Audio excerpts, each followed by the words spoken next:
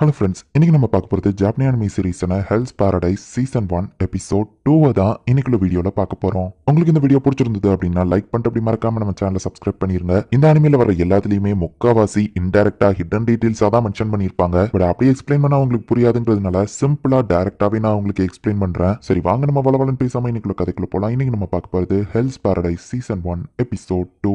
ஒரு ஸ்டோரி டெல்லருக்கு தலையை வெற்ற தண்டனையை கொடுத்திருக்காங்க. அவன் சாகிறதுக்கு முன்னாடி கடைசி ஆசையா கதை சொல்லணும் அப்படின்னு கேட்கிறான். யாமடா கிளான சேர்ந்த ஒரு ஆசைமான் வந்துட்டு அவன் ஸ்டோரி சொல்லிட்டு இருக்கும்போது அப்படியே அவன் தலையை வெட்டுறான். இவன் தலையை வெட்டினது கூட அவனுக்கு தெரியல. ஃபுல் ஸ்டோரியவோ சொல்லி முடிச்சுட்டு தான் அவன் இறந்து போறான். எங்க அப்பாவோட அந்த ஸ்வாட் ஸ்டைல் அந்த லெவலுக்கு என்னோட ஸ்வாட் ஸ்டைலும் இருக்கணும். கொல்றவங்களுக்கு வழியே தெரியாம சிங்கிள் ப்ளோல அவங்க தலையை கட் பண்ணணும் அப்படின்னு சொல்லி சாகரியும் வந்து ட்ரை பண்றா. ஒரு ஆசைமான் கிட்ட இதை எதிர்பார்த்ததுதான். சூப்பரா கட் பண்ண அப்படின்னு பாராட்டினாலுமே கூட இறந்து போனவனோட ஆவி இவன் மேல ஏற மாதிரி அவளுக்கு தெரியுது. உன்னோட ஸ்வாட்ல ஒரு பயம் தெரியுது. ஸ்வாடோட ரிஃப்ளெக்ஷன் நமக்கு எப்பவுமே உண்மையை தான் காமிக்கும் அப்படின்னு கூட இருக்கிற இன்னொரு ஆசைமான் சொல்றான். அவளும் வலிக்காம தலையை வெட்டணும் ட்ரை பண்றா. பட் ஆனாலுமே அவளுக்கு பயம் இருக்கு. அவங்க அப்பா லெவலுக்கு சாகரியால பெர்ஃபெக்ட்டா வெட்ட முடியல. அந்த பிளேடோட ரிஃப்ளெக்ஷன்ல பார்க்கும்போது இவ கொன்னவங்களோட ஆவி இவ மேலேயே இருக்கிற மாதிரி தெரியுது.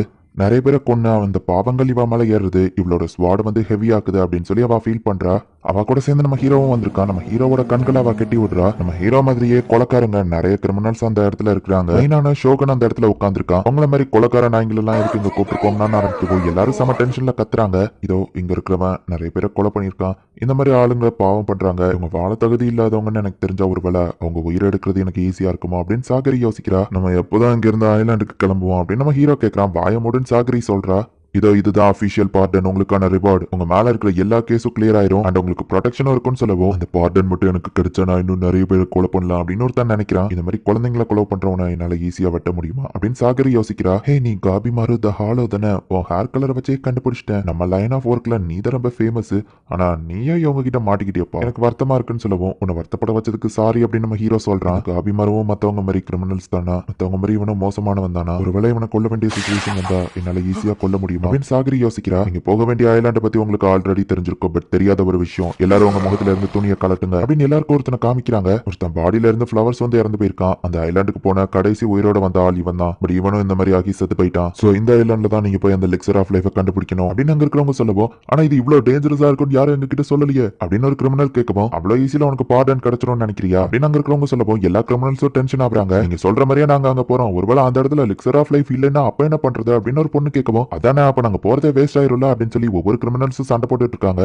இது ரொம்பவே டேஞ்சரஸா தெரியுது, நான் இதுல கலந்துக்கிடலப்பா அப்படின்னு சொல்லி ஒரு கிரிமினல் அங்க இருந்து கிளம்பவும் டக்குனு அவனோட தலையை போயிட்டு ஒரு ஆசைமான் கட் பண்றான். நீங்க எல்லாருமே கொல்லப்பட வேண்டிய கிரிமினல்ஸ் தான். ஒண்ணு இப்பவே சாகணும், இல்ல அந்த ஐலாண்ட்ல போய் சாகுங்க. அவங்க எல்லாருக்குமே ஒரு ஆசைமான் சைன் பண்ணப்பட்டிருப்பாங்க. அந்த ஐலாண்ட்ல அவங்க உங்களை கண்காணிச்சுட்டே இருப்பாங்க. ஒருவேளை அவங்க கூட இருக்கிற ஆசைமான் இறந்து போயிட்டாங்கன்னா மேபி அது ஆக்சிடென்டா இருந்தாலுமே கூட நீங்களும் அந்த இடத்துலயே சேர்த்து போயிருவீங்க. எலிக்சர் ஆஃப் லைஃபை கண்டுபிடிச்சிட்டு நீங்க திரும்ப வரும்போது உங்களுக்கு அசைன்மெண்ட் ஆட்ட ஆசைமான் உங்க கூட இல்லைன்னா மத்தவங்க உங்களை அந்த ஐலாண்ட்லயே விட்டுட்டு வந்துருவாங்க அப்படின்னு சொல்லவும், இவ்வளவு வர நான் ப்ரொடெக்ட் பண்ணி ஆகணுமா அப்படின்னு நம்ம ஹீரோ யோசிக்கிறான். அப்புறம் அந்த ஷோகன் வந்து கூப்பிட்டு அவன் காதல் எதையோ சொல்லவும், நினைச்சதை விட இங்க நிறைய ஆளுங்க இருக்கீங்க. பட் கம்மியான ஆசைமான் தான் இருக்காங்க. ஷிப்லயும் எல்லா ஆளுங்களையும் ஏத்திட்டு போக முடியாது. சோ உங்க ஆளுங்களை நீங்களே கம்மி பண்ணுங்க அப்படின்னு அங்க இருக்கிறவங்க சொல்லவும், அதுக்கு இன்னொருத்தன் கேட்கிறான். இன்னுமா புரியல, நம்மளுக்குள்ளேயே நம்மள பொண்ணு கூட சொல்றாங்க. கடைசியில யார் உயிரோட இருக்காங்களோ அவங்க தான் வின்னர் அப்படின்னு ஒருத்தன் கொல்லவும், அதுக்கு வாய்ப்பே இல்லை அப்படின்னு இன்னொரு கிரிமினல் சொல்றான். அப்புறம் அவங்க அமைதியா இருக்காங்க பாருன்னு காமிக்கிறான். சோ இந்த கிரிமினல்ஸ்லயே ஒருத்தர் அடிச்சு சாவடிக்க ஆரம்பிக்கிறாங்க. நீங்க யாரும் உங்க கை கட்ட ஆக கூடாது. இந்த இடத்துல நீங்க சர்வை பண்ணலன்னா ஐலாண்ட்ல போய் சர்வை பண்ணிக்க மாட்டீங்க அப்படின்னு அங்க இருக்கிறவன் சொல்றான். எல்லா கிரிமினல்ஸுமே ஒருத்தருக்குள்ள ஒருத்தர் அடிச்சுட்டு கொலை பண்ண ஆரம்பிக்கிறாங்க.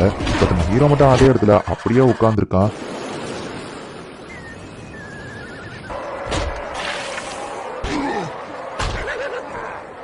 வா ஃபைட் டு தி டெத்தா, இது பார்க்கவே செமையா இருக்கு அப்படின்னு ஷோகன் அதை என்ஜாய் பண்ணிட்டு இருக்கான். ஆனா இது உண்மையிலேயே ஒரு பாயிண்ட்லெஸ் ஃபைட் தான். கடைசியா உயிரோட இருக்கிறவனுக்கு கண்டிப்பா நிறைய அடிபட்டிருக்கும். ஐலாண்ட்ல போய் அவங்க எப்படி சர்வை பண்ணுவாங்க அப்படின்னு கூட இருக்கவன் யோசிக்கிறான். யாரெல்லாம் வின் பண்ண சான்ஸ் இருக்கு அப்படின்னு ஷோகன் கேட்கறான். இதுலயே சில பேருக்கு சூப்பர் ஹியூமன் எபிலிட்டி இருக்குன்னு சொல்றாங்க. சில பேர் அது சூப்பர் பவர்னு சொல்றாங்க. அதான் அந்த பையன் சின்ன வயசுல ஒரு பேண்டிட் குரூப்பா தனியாளா கொண்டிருக்கான். அந்த ஷினோபு லேடி அசல நோக்கி படையெடுத்து வந்தவங்கள தனியாளா தோக்கடிச்சிருக்கா. இதோ இந்த ஆளு இவர் ஒரு கிரேட்டஸ்ட் ஸ்பாட்ஸ்மேன் சொல்லப்படுது. அப்புறமா அந்த ஜெயிண்ட் மேன் ஸ்வாட் ஆக்சன் எதை வச்சு அடிச்சாலும் அவனுக்கு எதுவும் ஆகாதான். இவங்க எல்லாருலயும் ரொம்பவே ஃபேமஸ் ஆனவன் காபி மாறு த ஹாலோ. அட இவன் மட்டும் என்ன அப்படியே நின்னுட்டு இருக்கான், யாரும் இவனை மட்டும் அட்டாக் பண்ண கூட இல்ல அப்படின்னு அந்த ஷோகன் பாக்குறான்.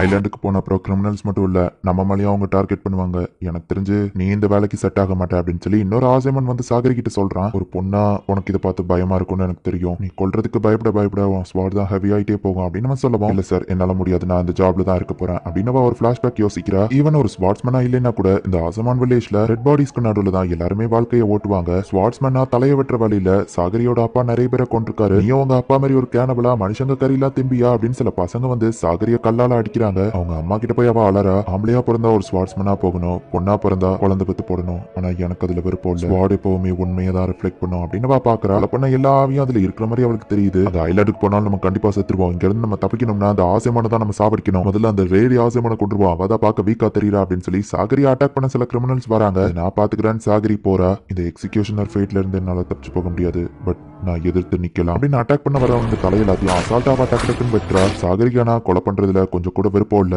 செய்யற பாவங்கள் எல்லாமே அவளை பிடிச்சி தொங்கிட்டு இருக்கு அப்படின்னு சொல்லி அவன் நினைக்கிறா. நான் அவசியம் அந்த மாதிரி கொலை பண்ணி தான் ஆகணுமா? காரணமே இல்லாம எல்லாரும் இப்படி கொலை பண்ணிட்டு இருக்காங்கல்ல, அது தப்பு. நீங்க நினைச்சா அதை தடுக்கலாம்ல அப்படின்னு நம்ம ஹீரோ போய் கேட்கவும், அதை நீ சொல்றியா அப்படின்னு அவங்க கேட்கறாங்க. சில பேர் விருப்பம் இல்லாம கட்டாயத்தினால கூட கொலை பண்ணலாம்ல அப்படின்னு நம்ம ஹீரோ கேட்கறான். சாகரி தன்னோட சிச்சுவேஷன் அப்படியே அவன் சொல்றான்னு யோசிக்கிறான். இதுல கலந்துக்கிட்ட விருப்பம் இல்லையான்னு கேட்கவும், விருப்பம் இருக்குன்னு நம்ம ஹீரோ சொல்றான். ஹே கிரிமினல், இந்த காவி மார்பை இந்த இடத்துல யார் கொல்றாங்களோ அவங்க டைரக்டா ஐலாண்ட்ல போற ஷிப்புக்கு ஏறலாம் அப்படின்னு சொல்லி அங்க இருக்கிறவங்க சொல்லவும், உடனே நம்ம ஹீரோவை கொல்றதுக்கு ஒருத்தர் ரெடி ஆகுறான். ஹே இல்ல வேண்டாம் நம்ம ஹீரோ சொல்லவும், அவன் அட்டாக் பண்ணாம நம்ம ஹீரோ டாஷ் பண்றான். எதுக்குடா டாஷ் பண்ண நம்ம கேட்கவும், நான் உயிரோட இருக்கணும்ல, சரி எனக்கு வர வழி இல்ல, நீ இப்ப சாக போற அப்படின்னு நம்ம ஹீரோ சொல்லவும், வெயிட் பண்ணு, நீ உனக்கு கொலை பண்றதுல விருப்பம் இல்லைன்னு சொன்ன அப்படின்னு அந்த கிரிமினல் கேட்கவும், தேவையில்லாம கொலை பண்றது தான் வேண்டாம்னு சொன்னேன். ஆனா இப்ப என் உயிரை நான் காப்பாத்திக்கிடணும்ல, நான் கொலை பண்றதுக்கான பாவங்களை நான் ஏத்துக்கிட தயாரா இருக்கிறேன்.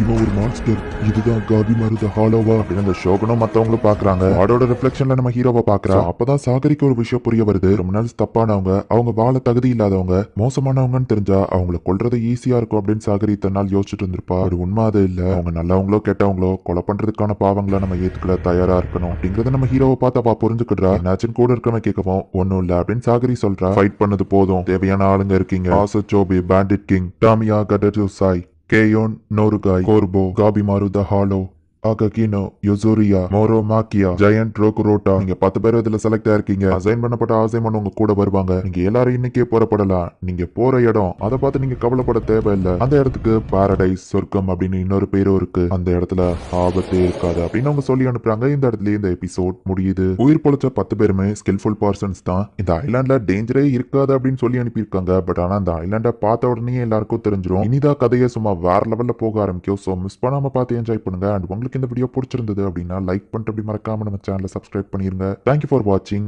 Bye guys. நெக்ஸ்ட் எபிசோட்ல மீட் பண்ணலாம்.